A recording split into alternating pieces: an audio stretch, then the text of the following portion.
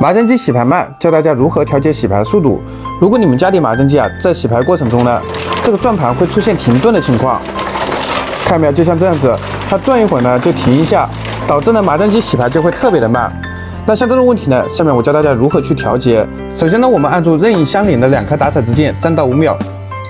好，这时候呢就会进入到档位调节模式。然后呢，我们按升降键把这个数字给它切换到2个0。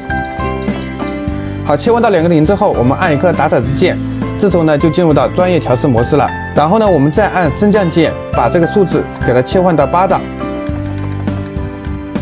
好，切换到8档之后呢，我们按1颗打骰子键进入。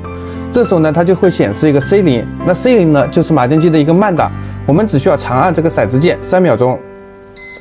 好，这时候它就切换到 C1 了，那 C1 呢就是麻将机的一个快速档。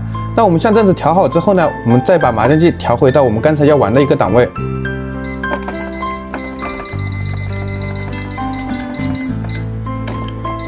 好，那现在我们调好之后呢，我们再来洗牌试一下。